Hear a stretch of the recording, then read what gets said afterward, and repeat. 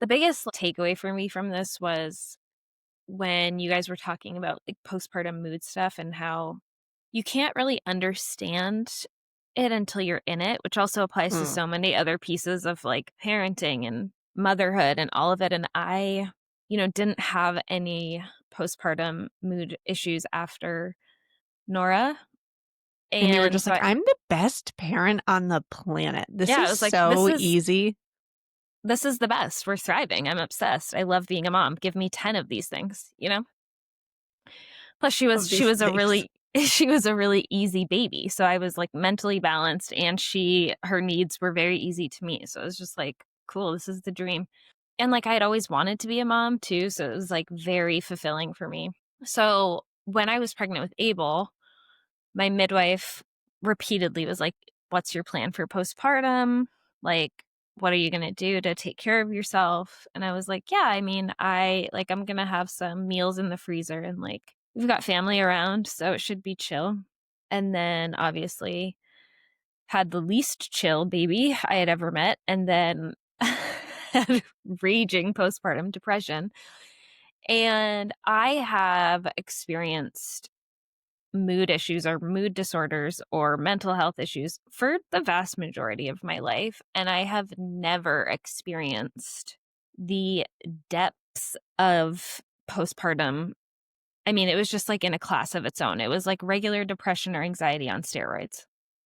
I have such distinct, like burnt into my brain memories in those early weeks of coming to see you and just being like, oh, yeah, that's what's happening here. Like it was the clearest depiction of postpartum depression I'd ever seen. It was bad. It was bad. It was real rough. It actually, not that this is your fault, but skewed my perception of postpartum depression. So then when postpartum depression came my way, I expected it to look like that. And then it Mm-hmm. didn't. I was like, yeah, I can. I mean, I remember at one point we were just trying to make a phone call for like you needed to call for maybe his hearing test or something. Yeah, I couldn't do it. No, literally could not do the one task, and I was like, "Yeah, we're in this."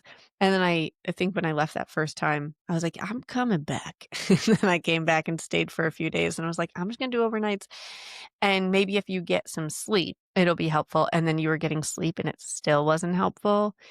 Hmm. And then we were like, "Yeah, we gotta move forward on some meds over here It because was it's not gonna the so, I ship mean, isn't righting itself."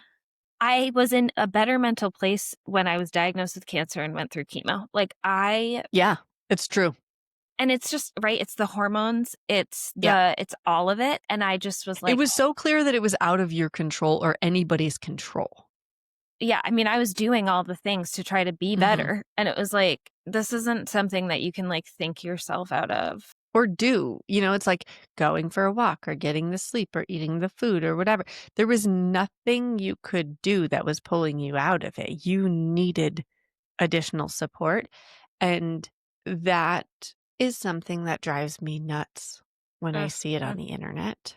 There's a couple humans that I've followed over the years that I've had to mute and or unfollow.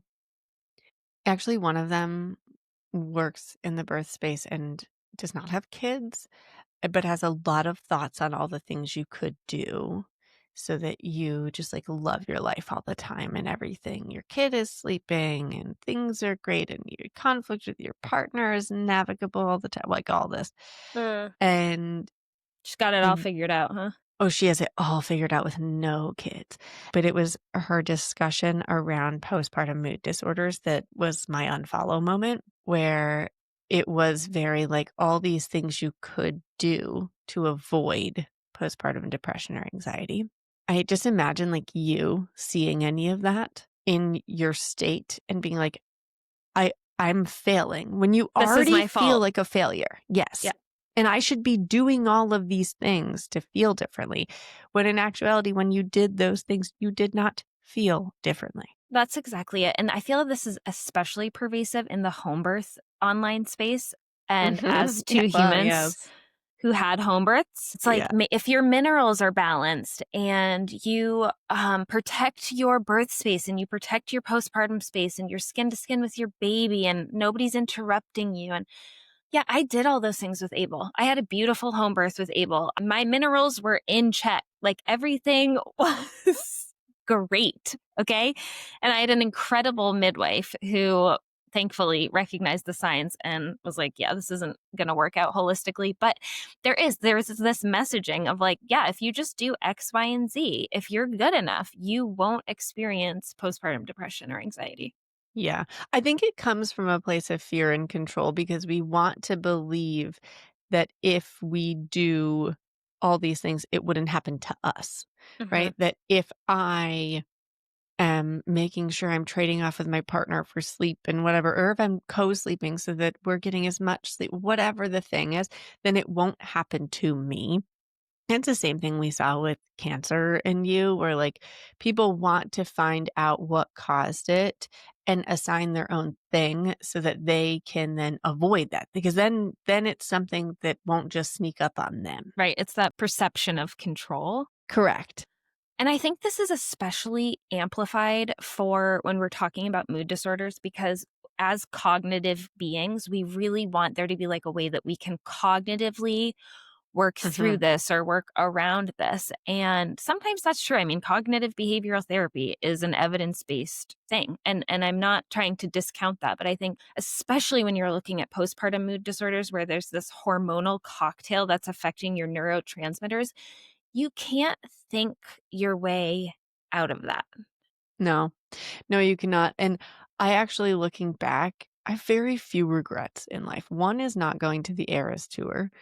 And another is I couldn't justify the cost of it, but now I'm like, man, I should have just done it anyway.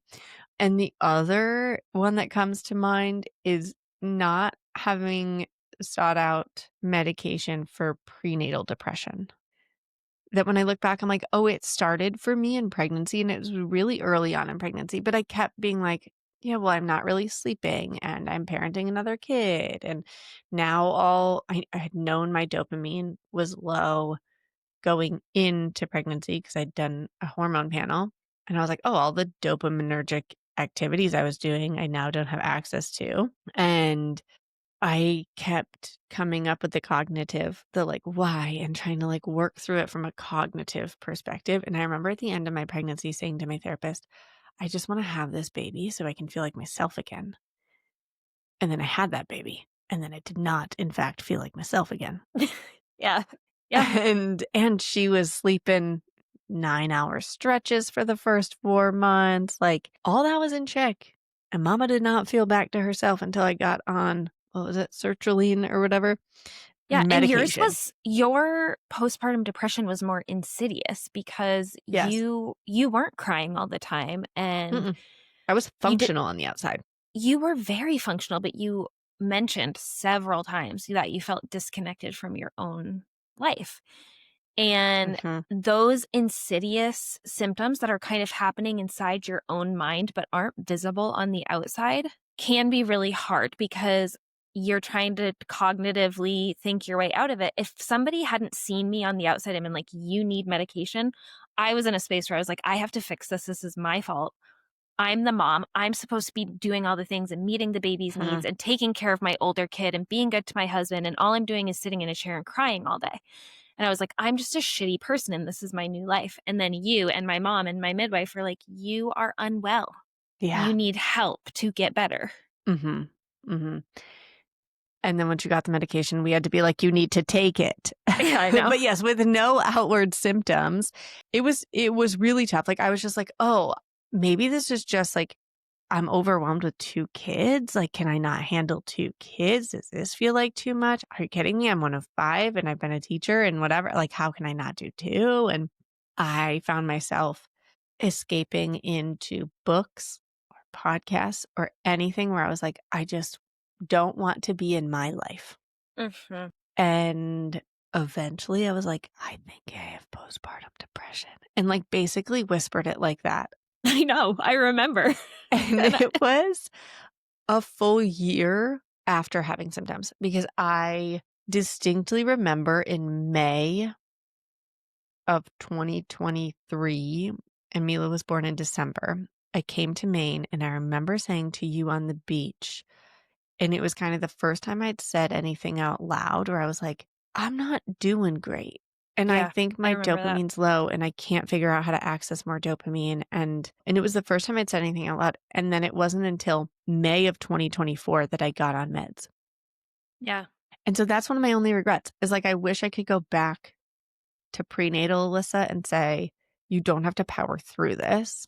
You're not just tired because you already have a kid and you're pregnant or whatever." Like, publishing a book and going on a book tour when you're a billion weeks pregnant. There were so many things that I could turn to say, "That's why this feels this way." And now I wish I could just go back and just pop her on some meds and enjoy the journey a bit more. Yeah, I also regret that about like, I wish that I had been medicated at the beginning of Abel's infancy because the first couple of months, like, I look at pictures that I'm in and my eyes look dead. Like, Mhm. I'm not there. Totally. Not having a good time. I remember actually saying those exact words multiple times where I was like, "I'm just not having a good time." Yeah. Yeah, I don't like my Whoa. life anymore. No, Like, no. Yes. yeah. Help, please. I mean, I have an incredible doctor who, when I said, "I think I have postpartum depression," she was like, "Let's rock and roll." And there were no questions. I mean, she did the screening and was like, "Yes, you do. And here you go. Like, let's go." And she was so rad in that one thing she said to me when I started taking the medication was, "This doesn't have to be a forever thing, and Mm, there's no shame in that game if your body chemistry has changed and there's a pill that helps you thrive in life for the rest of your life." Because she knew me well enough to be like, "Okay, is this just who I am now? Like, what does this mean?" And to just yeah. give me permission that either way it was fine. Yep. That's what you need to hear. It's so vulnerable to be like, "This is supposed to be a really happy time in my life, and actually I hate it." And And I it's loved it with Sage. I had a postpartum high with him. I mean, same with Nora. I was like, "I'm the best mom and I have the best baby, and this is, Yes. like, my dream come true." And Parenthood's the then best. Oh my yeah, gosh, how are people ever saying newborn phase is hard? This is amazing. literally, I was, like, just I shot blissed myself out. in the foot. Same, and also then the layers of guilt of like, "Well, sorry, Abel, Nora got the best of me, and you're getting the effing worst of me. Welcome to the world. I'm your mom." Welcome to the world. I'm your mom. Oh, it's so Suck. good. Th- Yeah, Oh, and it's so and real. so you really need a care provider who's like, "Hey, you're not doing anything wrong here, and no matter how this shakes out with your medication and your treatment and whether or not you're on it forever or you're on it for a short time, like, this is not your fault." Yeah. Yep. And for me, it just turned out like that was a season, and I needed support in that hormonal season. But dang, hormones are bonkers. Well, I'm grateful for this conversation and that I got to chat with Kate about how our stuff from childhood comes up in parenthood and all the different ways that we get to be good parents, and that there just is not a one size fits all in what being a good parent is. And grateful to you in my village where there wasn't an ounce of shame or guilt that I felt when I was like, "I think I have postpartum depression." And There I was was like, nothing like "Oh, I had that too. I know what we can do." you were like, "Yeah, yeah, you do. Let's go."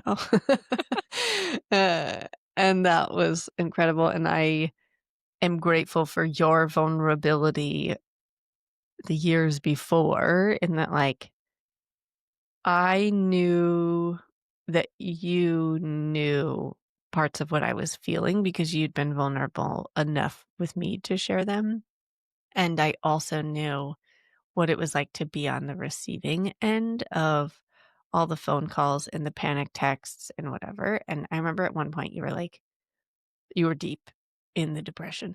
And you, at one point, said something to the effect of, like, if I'm reaching out too much, you don't have to respond. And I was like, oh, you're not a burden. Like, you're not inconveniencing me with your hard stuff. And knowing how it felt to get all the texts and be a person you could turn to and connect with and feel supported by, it helped me then reach out to you and to Francesca and other humans in my life where I was like, "Oh, I know cognitively I'm not a burden and that they are happy to show up for me in this season." Yes. And it's So thank so you for your vulnerability. well, thanks for frickin' helping me get through Abel's early days. That was mm, some of the Yeah. darkest times. And you need I'll help somebody you get who's through like Nora's teen years too. you need somebody who you can reach out to, who you know, like, can really handle your messiness and the darkness that you're Mhm. feeling and see you through it and not make you feel bad about it. Yeah, it's huge, and I feel so lucky to have that. Thank you. I love Love you. you.